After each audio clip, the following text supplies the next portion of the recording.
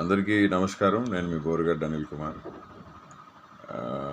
గత 4 నెలలుగా కుటుంబ ప్రభుత్వం నాపై కక్ష సాధింపు చర్యలు చూస్తూ ఉన్నారు. ఫిబ్రవరి 14వ తారీఖు ఇంటర్మ్ బెయిల్ మీద నేను బయటికి రావడం జరిగింది. ఇది వివరణ ఎందుకంటే గత రాత్రి నుంచి ఇవాళ నాకు అనంతపురం బెయిల్ వచ్చే తరుణంలో మళ్ళీ నాకు బెయిల్ రాకుండా చేసేదానికి కుటుంబ ప్రభుత్వం పనిన కుట్ర ఇది.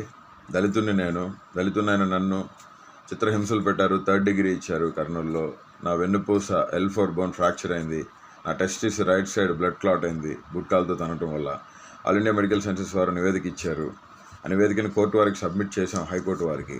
ఈ పరిస్థితుల్లో మా తల్లి అనారోగ్యానికి గురైపోయి డయాలసిస్ చేసి యాంజియోగ్రామ్ చేసిన సెట్ కాని పరిస్థితుల్లో ఆమెకి సర్జరీ చేశారు. 16వ తారీఖు 17వ తారీఖులో సర్జరీ జరిగింది. 14వ తారీఖు నేను ఇంటర్మ్ బెయిల్ మీద రావడం జరిగింది. చెన్నైలో అపోలో హాస్పిటల్లో నా కన్నతల్లికి సర్జరీ జరిగిన మాట హైకోర్టు వారికి మేము చెప్పాము. హైకోర్టు వారు దాన్ని విచారించుకున్నారు.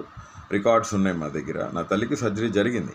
14వ తారీఖు రిలీజ్ అయిన నేను 28వ తారీఖు వరకు నేను మా తల్లిగారితో ఉండి 28వ తారీఖున నేను సెంట్రల్ ప్రిజన్లో ఎక్స్టెన్షన్ బెయిల్ కేసు రాకపోతే సెంట్రల్ ప్రిజన్లో నేను 4:45 కల్లా నాకు ఇచ్చిన టైం పరిధిలో కోర్టు వారిని గౌరవించి నేను సరెండర్ అవడం జరిగింది.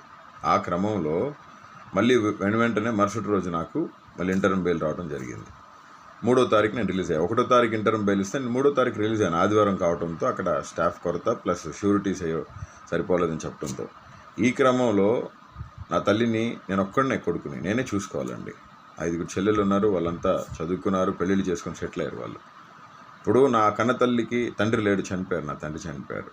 ఈ పరిస్థితుల్లో ఇంటర్మ్ బెయిల్ రాకుండా చేసేదానికి శతవిధాల ప్రయత్నాలు చేశారు. కానీ హైకోర్టు మీద, ఉన్నతమైన న్యాయస్థానాల మీద నమ్మకం ఉంది మాకు.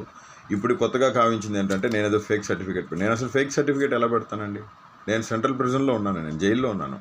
మెడికల్ సర్టిఫికేట్స్ మొత్తం మా వాళ్ళు అక్కడ సబ్మిట్ చేశారు కోర్టుకి. కోర్టు వారు దాన్ని చూసి నాకు ఇంటర్మ్ బెయిల్ ఇవ్వడం జరిగింది. మా కన్న తల్లి గారికి బైపాస్ సర్జరీ జరిగింది, ఓపెన్ హార్ట్ సర్జరీ జరిగింది. కాబట్టి మా కన్న తల్లి గారి దాని మీద నాకు ఇంటర్మ్ బెయిల్ వచ్చింది. కన్న తల్లిని చూసుకునేది నేను. కోర్టుని గౌరవించాను, అమితంగా గౌరవిస్తాం. ప్రాణం పోయినా వెనుతిరిగే ప్రసక్తి లేదు.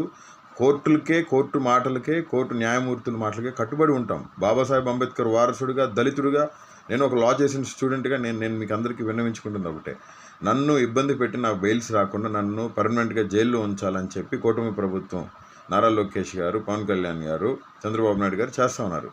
నన్ను చంపాలని చూస్తున్నారు. నాకు ఏమైనా, నా కుటుంబానికి ఏమైనా దానికి కారణం నారా లోకేషే. చంద్రబాబు నాయుడు, పవన్ కళ్యాణే. మరొకసారి తెలియజేస్తూ నేను ఇంటర్మ్ బెయిల్ మీద ఉన్నాను. నా కన్న తల్లిని చూసేవాళ్ళు ఎవరు లేరండి.